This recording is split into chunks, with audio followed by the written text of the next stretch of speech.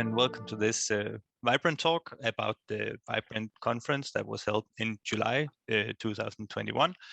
And I today have two of the three organizers, Arno and Tugce, with me here today.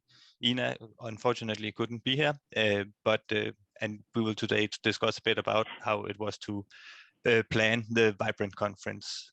I guess it was for the both of you the first time that you organized a conference. So Arno, how did you experience organizing this conference? I think overall it was a very learning experience. We had to juggle a lot of balls in the air at the same time.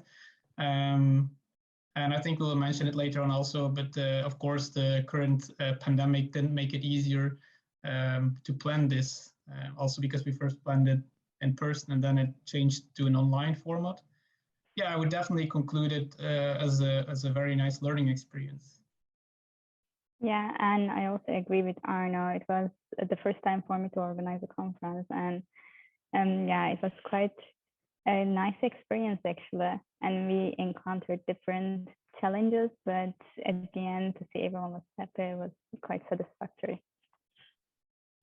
Yeah, so ViBrANT is kind of a wide consortium of many different fields. So how did you manage to actually combine all of this in a small 2-day conference? Because we range from material development to protein structural determination. How did you manage to select what focus you would have? Because it's hard to grasp everything in only such short conference. Tugce. So what we were trying to do is we try to represent ViBrANT group, ViBrANT program overall. So for example, we had different topics under ViBrANT, and let's say for diagnostic, there were 4 people in 15 people. So when we were calling speakers, we try to, we try to use that ratio in the number of speakers that we were inviting. Yeah, and in the end, the goal was to cover all the specific fields within ViBrANT, and then the overall term is then the viral and bacterial adhesion, which comes back to bacterial viruses, material sciences, detection methods. And to select for the speakers, we went back to the early stage researchers and just let them suggest certain speakers, keynote speakers for the conference, and then we made a list, like Tugce nicely explained, to even everything a bit out and make every part of ViBrANT somehow represented during the conference. Yeah. Yeah, and from my experience as not a part of the organizing committee, I felt like we had a very varied conference. There was a lot of interesting topics. So yeah, now you talked about the speakers that we, the ESRs, suggested. How did you end up choosing exactly these? Was it availability, or was it which criteria did you use to choose the speakers? Yeah, like I said, the ESRs made some suggestions, and then we just looked on who was represented, which field is represented, and then of course we also looked on what specific knowledge they have, which experience they have. Did they already talk on certain conferences? Did they have nice publications? Which research are they covering in their research groups? Do they have close connections to people within ViBrANT? So of course, if they already have some connections or they are in the social network, then it's easier to reach them, of course. So yeah. Also, actually, we had a different kind of list in the beginning, but we had the budget problem because we were planning to have the conference in person. So we tried to focus on people within, Europe, so we could actually cover the costs accordingly. So there was another thing that we had to take into consideration. But rest of the it as explained by Arno. Yeah, we follow those general things, like how close they were related and how good they were in their topic and stuff like that.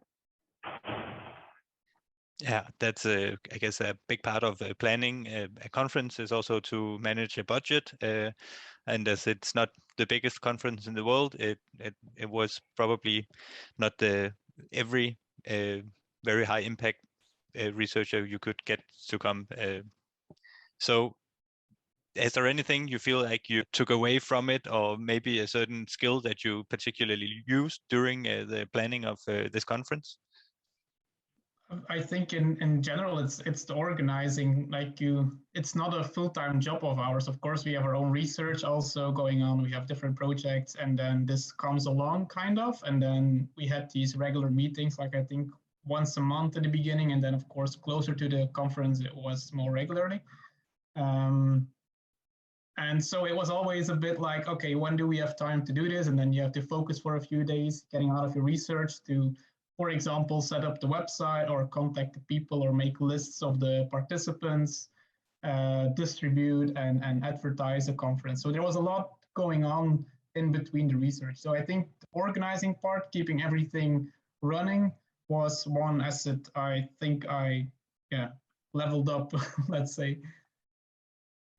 Yeah, and there was this one point, actually, I will say it was a bit challenging. It was trying to satisfy everyone because everyone had different idea of conference.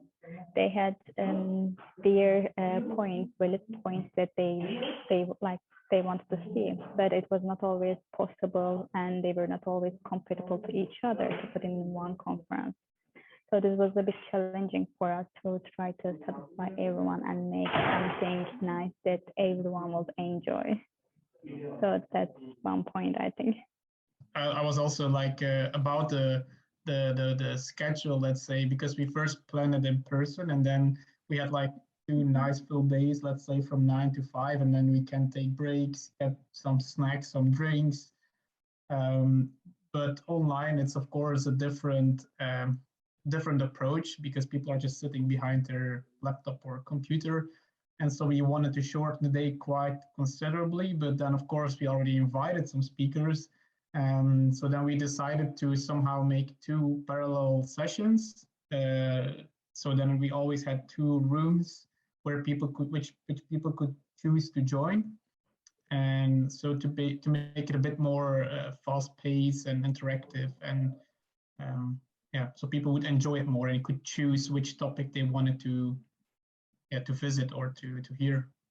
There was some point where one of the speakers was talking with the people from ViBrANT program as main supervisor, and they were talking like as if they were like buddies for long term, and it was actually quite nice and cute for me to see. And I felt like there's already some kind of networking was happening, even though it was like online conference. So it made me feel happy in a way. What I also wanted to say is that I think in the end what we took from it is also like appreciation afterwards, like the people who say congratulations or nicely done, or even though behind the curtains it was at some moments quite chaotic, because, for example, one of the keynote speakers didn't show up because of reasons. And so it was we had to adapt quite quickly in certain moments. But then I heard from other ESRs that everything looked smoothly. So then it was nice to see that after all, we somehow could manage these crisis situations. But in that case, it's good with 2 sessions, because then everybody could just join the other session, and then the conference continued as nothing was missing. So indeed. I can personally say for myself, during those small crisis moments, I was freaking out. I was like, what? But like at the end, like Arno said, it was really nice to see people actually said it went smoothly, because for me at least, I felt like there were lots of things were happening.